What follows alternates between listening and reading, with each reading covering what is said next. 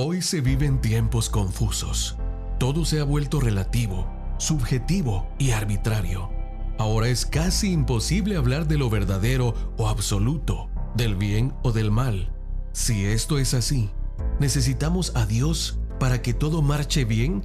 ¿La sociedad puede mejorar en términos morales por sí sola? Si solo miráramos atentamente a nuestro alrededor, podemos ver que la deshumanización de los hombres, la superficialidad de la cultura y la desintegración de las instituciones que han definido a Occidente son algunas de las consecuencias de la sociedad de hoy. En medio de estas circunstancias es que surge el Instituto Crux, un instituto de reflexión e investigación que forma, educa y responde, por medio del Evangelio de Jesucristo, a los dilemas morales que nos plantea el escenario contemporáneo. Y Crux tiene la responsabilidad de vivir, servir y testificar en medio del mundo que nos rodea. Así como Jesús lo manifestó en su vida: Padre, así como tú me enviaste al mundo, yo los envío también al mundo. Y Crux desea ver familias equipadas con las herramientas necesarias para fortalecer su identidad bíblica. Anhela comunidades cristianas que apliquen fielmente los principios éticos judeo-cristianos y aspira a formar núcleos de líderes que empleen el pensamiento crítico para promover el crecimiento y la realización humana. Es por eso que existe Instituto Crux, para la familia, la ética y el pensamiento cristiano.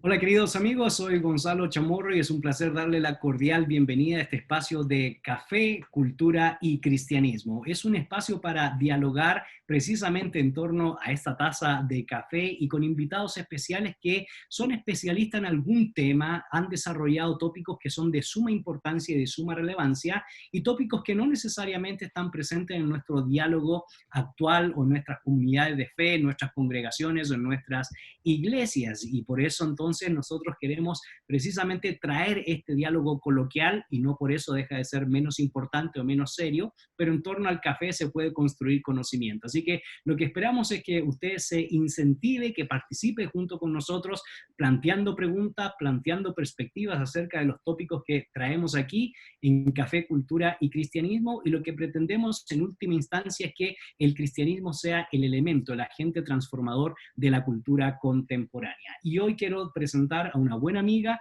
a alguien que admiro y respeto mucho, y su nombre es Cristi Mota. Y permítame leerle brevemente su biografía. Ella es psicóloga de profesión, comunicadora, artista y escritora. Y podría estar leyendo unos 10 o 15 minutos su currículum. Sin embargo, parte de este diálogo es conocer esas interioridades de su peregrinaje a modo de disfrutar este café y compartir con alguien que respeto mucho. Cristi, gracias por acompañarnos en este espacio. Gracias a ti, Gonzalo. Qué honor, la verdad. Tú sabes el respeto que te tengo a ti, a Carolina, a tus hijos, todo el trabajo que se desarrolla a través de tu existencia y todo lo que respecta a donde tú pasas por ahí, dejas una semilla importante. Y yo soy parte de esas personas que te tienen mucho que agradecer, Gonzalo, así que el honor es completamente mío.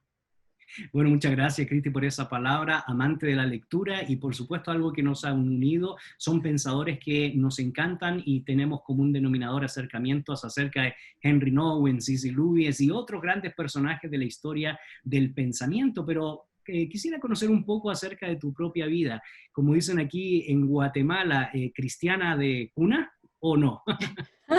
Mira, de cristiana de cuna siempre es una forma, ¿verdad?, de mencionar que desde muy temprana edad has tenido ese encuentro personal con Cristo. Y la verdad que te voy a decir que no de cuna, pero a los 4 años yo tuve una experiencia trascendental. Tan trascendental que hasta el día de hoy en procesos, como tú mencionas, soy psicóloga de profesión y parte de mi formación tiene que ver con todos estos procesos de la comprensión del sentido de la vida, la existencia, el por qué, el para qué. Y siempre que trabajo en mi edad adulta, Dios me lleva a ese momento de encuentro con Él de una manera muy profunda. Así que te puedo decir que sí, a los 4 años arranca mi vida con el Señor. Mis padres cristianos ya, yo soy la menor de 4 hermanos. Conoces a mi hermano Rodrigo Mota, el mayor de los 4. Él es es el primero en recibir a Jesús de los hermanos, pero mi padre es el primero que arranca este caminar por la vida cristiana y pues nos allanó el camino para luego tener estas experiencias que de hecho no fue una experiencia en torno de una iglesia o de una estructura eclesiástica, sino fue adentro, en la verdadera iglesia, ¿no? Y la más profunda, que es la casa. Y ahí en casa, teniendo una experiencia de oración de mi papá con nosotros, la familia, yo tengo esta experiencia con Jesús y desde ahí parte mi búsqueda y encuentro. Experiencia y búsqueda que inevitablemente no te desconecta de tu vocación artística. ¿Cómo fue que te comenzaste a interesar por el mundo del arte, el mundo de la literatura, el mundo de la buena música y el mundo de todo lo que te ha rodeado por una buena parte de tu propio peregrinaje, Cristi? Mira, fíjate que justo como hemos conversado fuera de estos espacios de convivencia que tiene el propósito de invitar a más personas que se unan a nuestro diálogo, eh, fíjate que es muy interesante cómo mi padre tiene esta pasión por la literatura, por la vida. De hecho, yo diría que el gusto por la belleza, y como hemos hablado también de estos maravillosos autores como Urs von Balthasar, que habla de la belleza, la teología de la belleza, de la estética. Mi padre me enseña eso como inicio. Él tenía un gusto por la poesía muy grande. Yo empecé a leer a los 7 años, cuando ya empecé a tener una lectura más fluida. Amado Nervo, ¿verdad? Él tenía toda esta pasión por la letra. Y de hecho, déjame decirte que de nuestros juegos favoritos con mi papá, él me llevaba al colegio todas las mañanas y entonces teníamos un diccionario. Y el juego era que en la noche yo me aprendía 5 palabras raras y entonces en la mañana yo se las decía y entonces él me decía lo que significaba y él me decía otra. Y a ver, vamos a ver, tienes que aprenderte esta. ¿Qué significa hipérbole?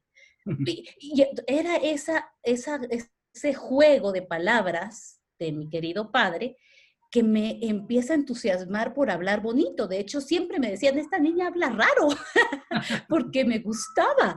De hecho, ahora mismo hay una serie en Netflix que es Anne with an E, que es Anne Shirley de Green Gables, que hace muchos años existió esa novela, y me molestaban mucho, me hacían referencias sobre esta niña que de repente decía palabras extrañas, pero viene de mi papá. Y luego yo encuentro que la Biblia es un texto maravilloso para aprender palabras extrañas. Por eso yo me aprendí la Biblia de memoria en Reina Valera del 60. Pues, ¿verdad? Bueno, Yo ya la tengo que NBI no la puedo confesar decir que bien. es de mis versiones favoritas porque refleja muy bien un castellano pulcro y pulido. No porque quisiera demeritar las traducciones contemporáneas que responden en cierto sentido a la decadencia del lenguaje, bueno, lo dije, lo tenía que decir, pero salió.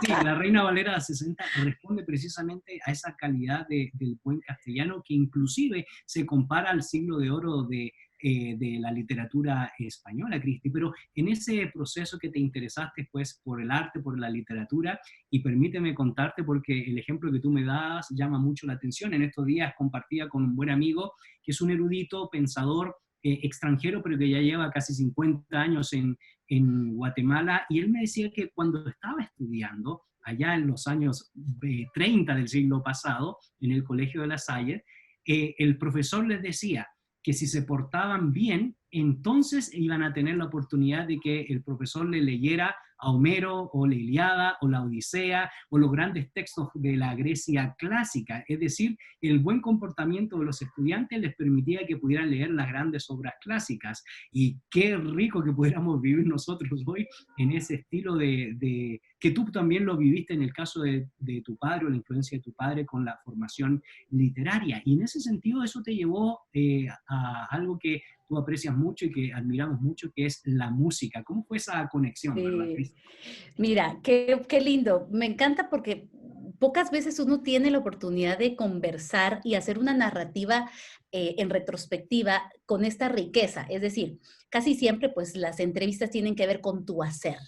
Y no es que no estemos hablando del hacer, pero tiene más que ver con el ser, de dónde proviene esto, cómo es que descubres esta experiencia con el arte, con la música. Bueno, mi padre, igualmente, él muy inquieto, no músico de cuna, como tú mencionarías, pero empieza él, estábamos en una congregación muy tradicional, entonces, pues no habían instrumentos, ¿verdad? Y mi padre empieza a tocar la trompeta. Entonces, desde abajo, no en el púlpito, no en este espacio donde estaba restringido solo para algunas personas, sino No mi en papá empieza a disciplina. llevarse su, sí, empieza a tocar su trompeta y luego de esto mi hermano Rodrigo empieza con la trompeta. Ahora Rodrigo es virtuoso y tiene una habilidad grande con el instrumento y entonces dice mi papá, ay no, mi hijo lo agarró en un momentito inesperado y empezó a tocar mejor que yo, entonces ya dejé de tocar yo, dice. Luego él empieza a llevar unos címbalos porque leyó en la Biblia con un encuentro muy especial con Dios, él empieza a leer la Biblia y dice, ay, pero entonces, ¿por qué no hay címbalos en la iglesia? Y empieza con este tema de involucrar algunos otros instrumentos. Eso lo toma mi otro hermano Jorge. Pero yo era la menor de los cuatro. Te estoy hablando que ellos llegaron a la iglesia o conocieron todo este caminar con Cristo a los 2 años tenía yo de edad. Cuando tengo 4, yo empiezo ya con mucha conciencia de la música, de lo que mi papá escuchaba. Mi papá sí que gustaba de la música, entonces escuchábamos desde música clásica, obviamente todo el tema del jazz, blues, el soul. Entonces mi papá tenía una riqueza musical que nos ponía en casa. De hecho, Rodrigo de ahí trae su gusto por la música. Y de alguna manera un gusto más exigente, ¿verdad? No era la música contemporánea de ese momento, sino era más un oído musical que exigía que fuera algo para pensar, para meditar. Me recuerdo de mi papá tomándose una taza de café, escuchando su música, tratando de relajarse a través de la música. Y entonces yo tengo como esta sensación de que me gustaba, pero hasta ese punto yo no había descubierto que yo tenía el talento para cantar. Estábamos en una tarde esperando a mi papá de un negocio que él estaba desarrollando. Estábamos mi mamá, mi hermana Susi y yo en el carro. Y empezamos a cantar todos los coros que aprendimos en la iglesia. Y entonces en una de esas, estábamos cantando, creo que era... eres el rey de reyes, eres señor de señores. Y entonces estaba mi hermana cantando y jugando y de repente yo tengo esta sensación de, se llama Cristo, Cristo, Cristo, Cristo, oh, wow, oh, y empiezo a hacer como que a soltar mi voz. Y entonces mi hermana, te lo digo, lo tengo calcado en la memoria. Se voltea y le dice a mi mamá, mami, Cristi sí que canta. Susi canta. Susi, que de hecho ella fue la que empezó a cantar. Yo no, yo todavía estaba. Y literalmente mi hermana siempre tiene esta característica, es como que ella allana el camino y te da el paso, tiene esta habilidad. Ya había empezado a cantar en la iglesia, digamos, y en eso me va jalando a mí, me mete, y entonces yo soy la niña que cantaba, y entonces ya tenía 12 años y yo ya cantaba con los grandes, y así empecé mi caminar por el tema de la música. Luego empiezo a recibir clases en el Conservatorio Nacional. Descubro que además del tema de la música de la iglesia, existe la música clásica para aprender a cantar bel canto, no solo la música de la iglesia, sino el bel canto, la música clásica, las arias operáticas, y así empieza mi caminar. Aprendo la parte más como introductoria, digamos, del mundo de la música clásica, y luego me paso a clases de jazz, y así empieza mi caminar por la música. Estoy hablando 12, 13, 14, 15, a los 17 años estando en la iglesia. Desde ese momento de los 4 años que te comento, a los 6 empiezo a tener este servicio en la iglesia o esta integración, a poder servir dentro de la música, atender a los niños, toda mi formación en la parte del ministerio o del servicio. Y es a los 17 años que pues salgo del mundo de la iglesia nada más a un poquito más expuesta a través de un certamen de música que hubo en una radio en Guatemala y ahí empieza lo que llamamos una carrera artística, ya no Correcto. solamente la parte de la formación, sino una carrera artística, que es lo que hasta hoy me fue abriendo las puertas para otros pasos. Como tú bien mencionas, empezó por la música, por la literatura y aquí, enos aquí trabajando y tratando de escribir lo más que podamos. Y de eso estaremos hablando en un momento más, pero inevitablemente la formación que has tenido en el campo literario, la formación que has tenido en el campo artístico, no te desconecta del análisis de la condición humana, no te desconecta de poder comprender las relaciones interpersonales y por supuesto las relaciones con Dios o con lo trascendente. Y por eso viene, me imagino, esta etapa de estudiar psicología y desarrollar, por supuesto, el campo de la comunicología o las comunicaciones de manera hablada, retórica o también de manera escrita a través de los libros que Dios te ha permitido desarrollar. Pero tu profunda comprensión con el intentar entender, porque intentamos en esta vida, la verdad final la posee Dios, intentar comprender el ser humano. Y bueno, cuéntame cómo fue ese paso, ¿verdad? A estudiar ya de manera más científica la mente y el comportamiento humano. Justamente como tú lo mencionas, Gonzalo, yo creo que el ser humano tiene todo el potencial en semilla.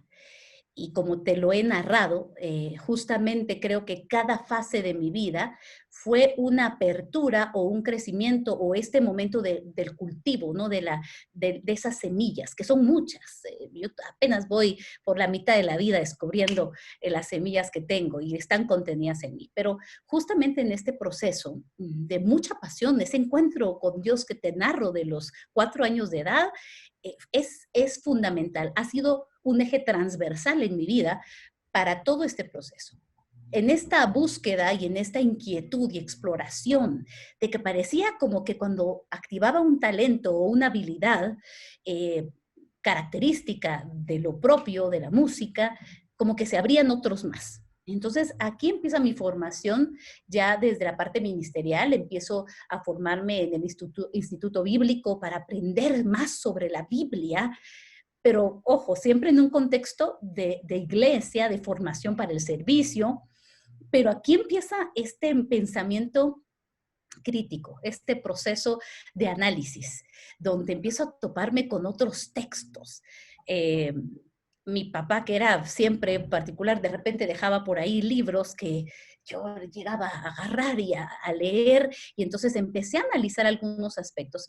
Tuve mi formación en el Instituto Bíblico, luego empecé mi carrera de Ciencias de la Comunicación, me formé en un técnico universitario en la parte de comunicación social, con una especialización en producción de radio y televisión, y empecé a trabajar en cadenas internacionales de televisión cristiana por muchos años. Empecé desde ayudar a pasar todos los scripts y todas las necesidades hasta empezar yo a producir mis propios guiones para televisión.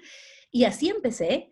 Y luego en esa pasión, en esa búsqueda, tengo esta oportunidad que también se me abre de empezar a viajar más con la música en el ámbito cristiano, viajando mucho. Entonces por eso dejo esta carrera, no me licencio en la parte de la comunicación social, solo tengo este técnico y esta formación, pero eso abrió mi caminar por esta pasión. Te comento que parte de este descubrimiento de la literatura grecorromana, de la literatura en el término de lo que tú mencionabas, Homero, la Ilíada, la Odisea, todas estas esta riqueza que fue puesta Hamlet, la riqueza del teatro en literatura verdadera, profunda, real, me lleva a mí, por este proceso, yo me formé saqué un bachillerato en artes escénicas, específicamente en la parte de escritura de guiones. Y entonces, cuando estoy estudiando, ahí me apasiono por la psicología, porque me toca hacer perfiles de los actores, perfiles teatrales, sentarnos a observar personas y hacer toda una historia, una narración, un relato, una metáfora, todo este proceso literario rebotado con todo este tipo de literatura a la que yo no me había expuesto de esa manera antes, Me recuerdo que cuando yo leí Hamlet, para mí fue impactante leer a Shakespeare y empezar a cuestionar el Dante Alighieri, empezar a tener esta experiencia de, wow, esto existe, estos procesos en la vida, cuestionar mi formación bíblica, teológica de mi iglesia y empezar a, a cuestionar sin desconectarme de esa profunda esencia de mi encuentro de los 4 años con Correcto. Jesús, con la persona de Jesucristo. Esta es la parte que te puedo decir empezó a despertar en mí. ¿Por qué Comenzó a estudio cambiar tu psicología? rigurosidad dogmática.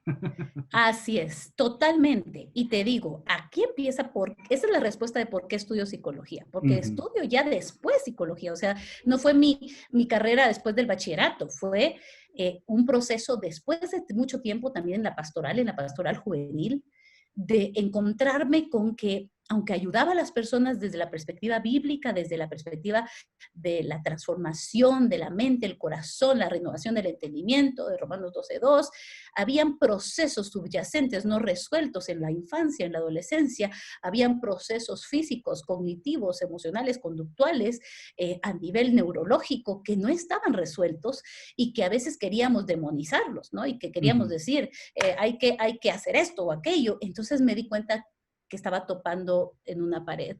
Y parte de esa razón fue la que me llevó a estudiar psicología. Te Correcto. comentaba que aquí es donde entra el engranaje del tema con el arte. Recién saqué el posgrado en la Universidad del Valle sobre todo el tema de intervenciones psicoterapéuticas con artes expresivas. Y aquí es donde justamente en esa fase es que empezamos a conversar más tú y yo y empezamos como a tener estas conversaciones reveladoras sobre cómo se empieza a interconectar toda mi historia artística con el tema profesional Y es psicológico interesante y el porque arte. leyendo, Cristi, a Soren Kierkegaard, que es un autor que compartimos, has vivido un poco esa etapa, ¿verdad? Tu etapa ética, normativa, llamémosle Yes. dogmática, porque es Sí, ujú, inevitable, uno tiene que tener un punto de inevitable. partida.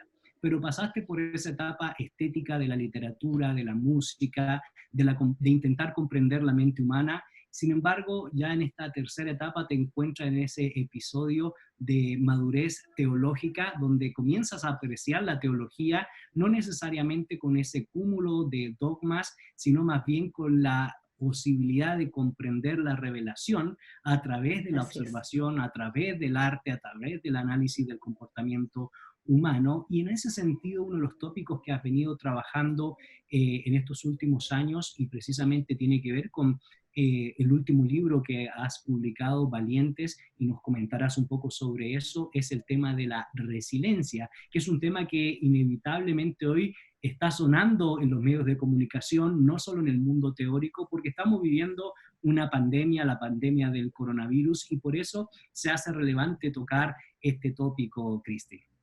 Así es, no, y como tú lo mencionas, Gonzalo, qué interesante que mencionas a Soren Kierkegaard, porque justamente esa fase de la estética, de la ética y luego la religión, pero hablando desde una perspectiva crecida de esta relación y esta revelación de la teología misma, pero como tú bien dices, saliéndonos de lo dogmático y teniendo una experiencia muy profunda, plena, pero también con bases, con fundamentos, que yo creo que aquí es donde entra todo esta urdimbre que se va haciendo, ¿no? Se va Y por generando eso creo que, una trama. vale la pena clarificar. Una cosa es lo dogmático y lo otro es ser dogmatista.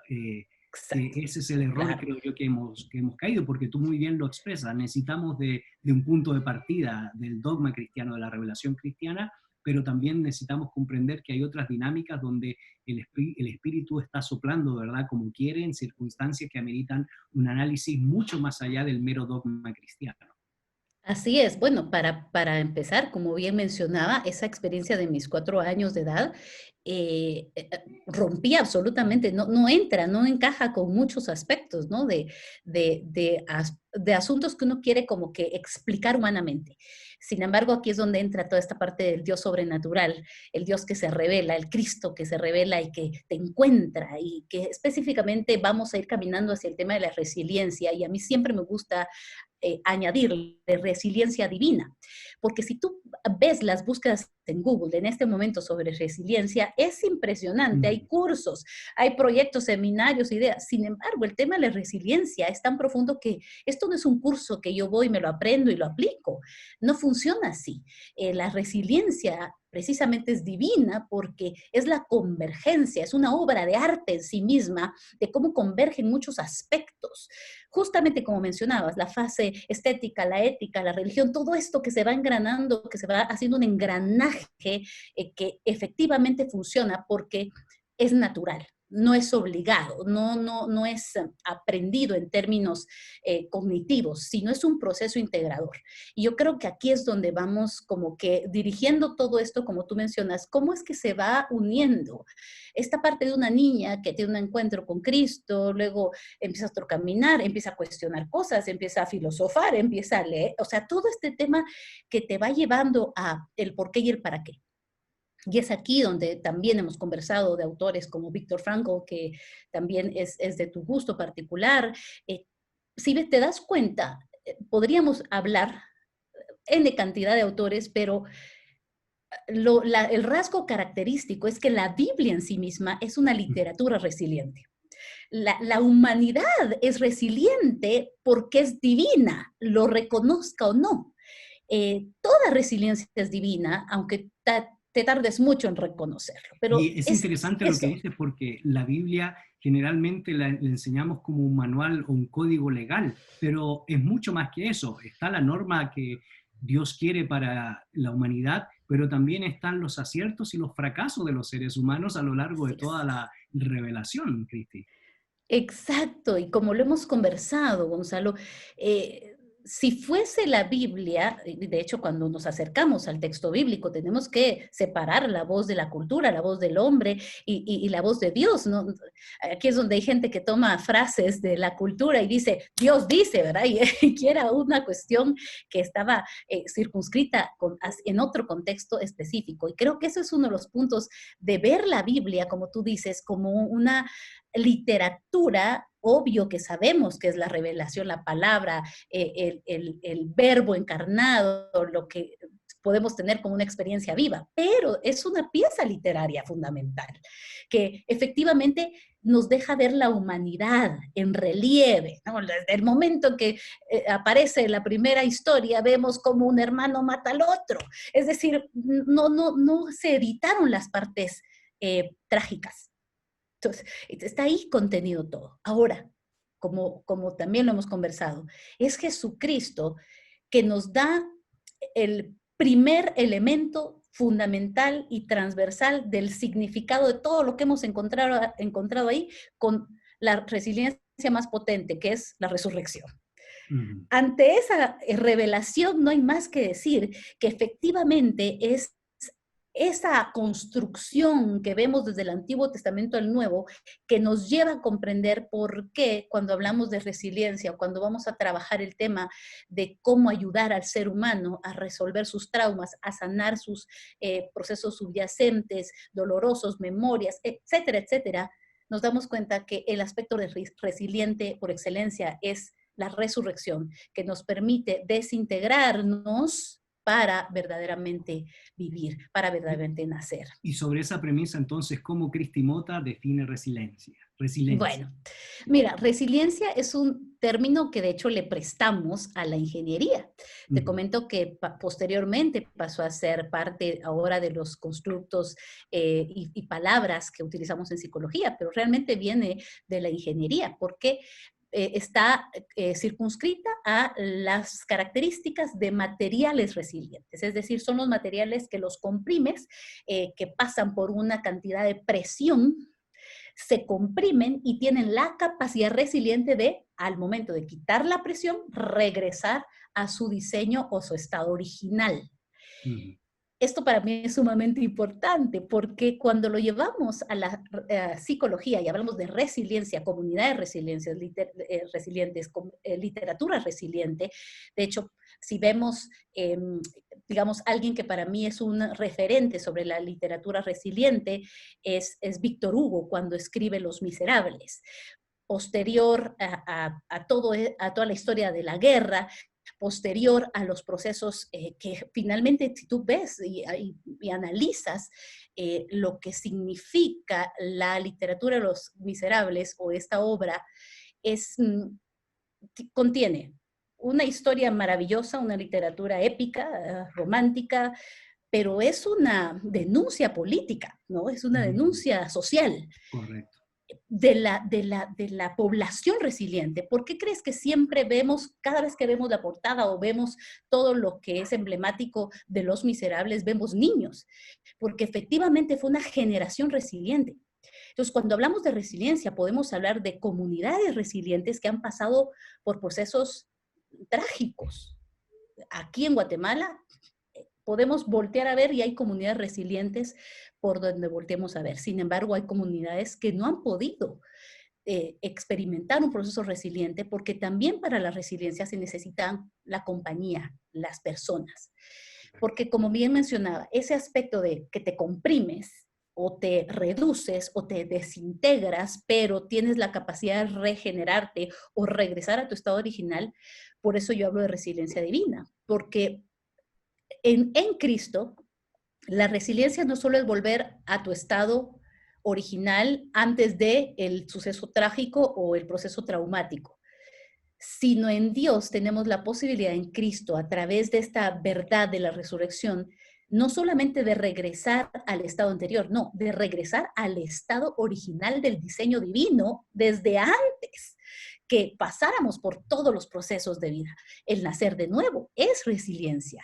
O sea, si vemos el aspecto resiliente nos lleva a comprender que todas estas improntas biológicas, que todos estos procesos de la construcción de la personalidad que fueron carentes, la persona traumatizada, el niño que tuvo procesos difíciles de ausencias y carencias de la infancia, obviamente tiene menos características resilientes, pero estaríamos todos condenados a no poder ser resilientes si todo dependiera de la perfección de una matriz familiar. Estamos todos esperanzados a través de que en Cristo volvemos a tener una familia, volvemos a tener hogar, volvemos a tener padre, volvemos a tener una relación de hermano mayor. Y es aquí donde se regeneran esas características carentes desde la infancia que nos permiten ser resilientes de manera divina. Hay dos tópicos que me gustaría tratar y obviamente siempre el tiempo es una limitante, pero va a ser para una próxima oportunidad y precisamente las preguntas que las dejo planteadas porque quisiera terminar esta conversación con otro tema que a mí me llama mucho la atención. La pregunta que te dejo planteada, Cristi, es ¿por qué entonces esto debería ser tomado en cuenta hoy por las iglesias o las comunidades de fe como algo que es de suma importancia y sobre todo en estos tiempos que estamos viviendo la pandemia o el coronavirus, ¿verdad? La resiliencia es un distintivo importante que deben tomar en cuenta los pastores para desarrollar la labor pastoral y sobre todo para la sanidad del corazón. Y lo otro es cómo nosotros podemos trabajar este tópico a la luz de lo que tú has desarrollado en estos últimos tiempos que tiene que ver con el arte. Pero dejemos eso para otra conversación porque todo este bagaje cultural, todo este bagaje intelectual y por supuesto no menos relacionado con la revelación de la palabra y con tu comprensión acerca de quién es Dios para tu vida, te ha hecho escribir este último libro que ha sido titulado Valientes. Cuéntanos exactamente, en términos generales, qué te motivó a escribir este texto y qué pretendes desarrollar en los lectores con esta obra. Bueno, mira, principalmente Valientes es una literatura resiliente.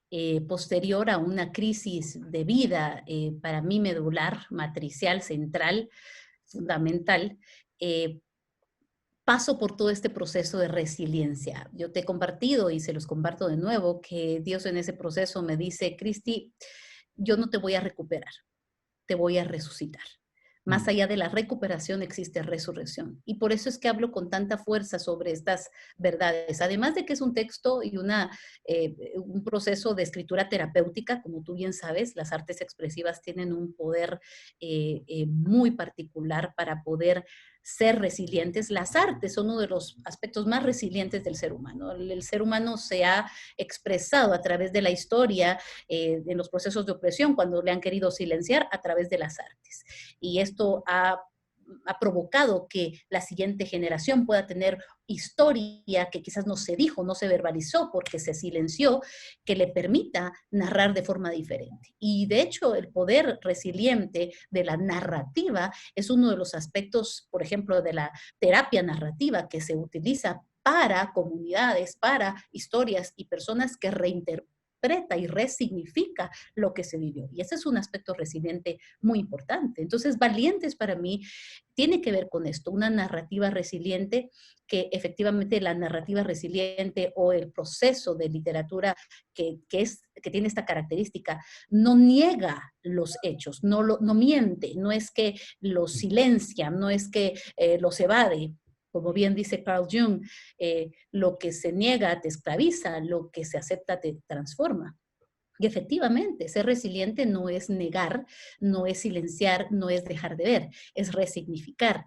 Y precisamente paso por este proceso, que Dios me lleva por todo un proceso de estudio bíblico, desde mucha literatura, que de hecho parte de esa hermosa bibliografía que está en el libro viene de ti y de tu esposa Carolina, porque básicamente está centrado en la resurrección, en la esperanza viva. Es comprender desde una perspectiva divina los acontecimientos de la vida diaria, del presente, pero con una perspectiva que te entrega y te otorga no solo una recuperación momentánea, sino una redención y una resurrección que te lleva hacia lo eterno, que te trasciende la historia, que te despega de lo temporal. ¿Por qué es precisamente esto lo resiliente? Viktor Frankl, que después de haber estado en los campos de concentración en Auschwitz, puede declarar sobre el sentido de la vida una cantidad de características, tiene que ver con un aspecto, además, judío, ¿no? Hay muchos elementos ahí que nos van arrojando una luz muy coherente a lo que nosotros profesamos como creyentes, cristianos que sabemos de qué estamos hablando cuando hablamos de la esperanza viva. Tiene que ver con esto. Entonces, el libro contiene 3 fases centrales. Hago una metáfora o una analogía también con la arquería, que soy arquera por hobby, tiro con arco y flecha. Y entonces está la fase de permanecer, la fase de crecer y la fase de avanzar. La fase del arco, la fase de la cuerda, que es el estiramiento contrario. De hecho, el arco y la cuerda son materiales resilientes. Y luego la fase del avance, que es la flecha. Y ahí entra la vida, la muerte y la resurrección. Y básicamente son los 3 elementos o las 3 fases centrales por donde todo el escrito, el texto va dirigido. Y el objetivo central es que las personas puedan activar su resiliencia divina, porque todos la tenemos, pero hay que activarla. ¿Cómo se activa? Por eso hablo de valentía, porque la valentía no es la ausencia del miedo, sino es avanzar a pesar del miedo. Es aceptar que tengo temor para poder recibir la voz de Dios que me dice yo estoy contigo.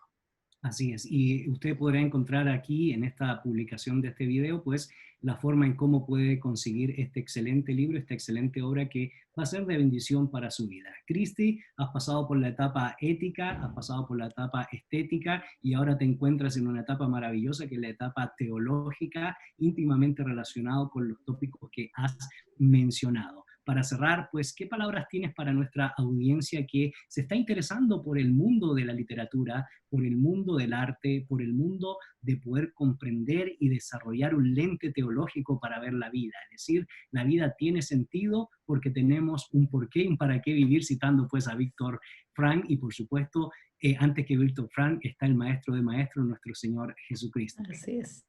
Así es. Bueno, Gonzalo, yo creo que respondiendo un poco también a lo que hacías referencia, estamos en una etapa donde necesitamos todos activar esa resiliencia divina. Necesitamos reinterpretar los acontecimientos, necesitamos resignificarlos, necesitamos hacer una narrativa diferente. Y ojo, cuando hablo de una narrativa diferente, no digo que mintamos o como coloquialmente decimos, tapar el sol con un dedo para autoengañarnos. No, estoy hablando de una narración que resuena con lo que la escritura nos dicta. Y efectivamente, no solamente la escritura, y por eso una de las cosas más sustentables hoy día que nos ayudan a afrontar los acontecimientos es leer el arte, la música. Cuando hablamos, la gente de repente, yo digo esto, no, hermana, la adoración, y precisamente yo resueno con esto. Sí, cuando entramos en relación con la belleza del arte, de lo creativo, de la naturaleza de Dios, entramos en adoración, en un estado de contemplación, en un estado de agradecimiento. Esto nos puede salvar la vida, literalmente, sanarnos. ¿Por qué? Porque cuando estamos en conexión con la belleza de Dios, Dios mismo habla a nuestro corazón, Dios mismo nos activa. Entonces yo quisiera invitar a todas las personas que nos escuchan, y efectivamente yo sé, Gonzalo, la excelente audiencia que tú tienes personas buscadoras, personas que precisamente cuestionan, analizan, quieren más. Bueno, pues precisamente yo sí quiero invitarte a que leas, a que consultes, a que analices, a que te permitas a ti mismo cuestionar. No hay crecimiento sin cuestionamiento, no hay crecimiento sin ese proceso de réplica, de argumentación. Y creo que estamos en un tiempo para que este espacio de pandemia nos ayude a cuestionar nuestra propia vida, a refinar nuestro por qué y para qué. Y entonces encontrarnos si nuestra relación con Dios está sustentada solamente en cuestiones idealistas que un día nos formulamos o en una verdadera relación concreta, fundamental, que no se mueve, que es su escritura, que es su palabra, pero sobre todo es esa revelación de su gracia. Ha sido un placer compartir contigo, Cristi, con toda nuestra audiencia en torno al café y, por supuesto, generando y hablando de cultura y cultura que no se desliga del fundamento de fundamentos, nuestro Señor Jesucristo, porque no solo su vida, no solo su muerte, sino también su resurrección nos da el sentido de la vida. ¿Por qué y para qué existimos y cuál es nuestra responsabilidad en el espacio y en el tiempo que nos toca vivir? Cristi, muchas gracias por compartir junto con nosotros. A ti, querido Gonzalo, y un saludo a toda tu maravillosa audiencia. Y ustedes, queridos amigos, estén pendientes de nuestra próxima plática aquí en Café, Cultura y Cristianismo. Muchas gracias por el favor de su sintonía. Bendiciones.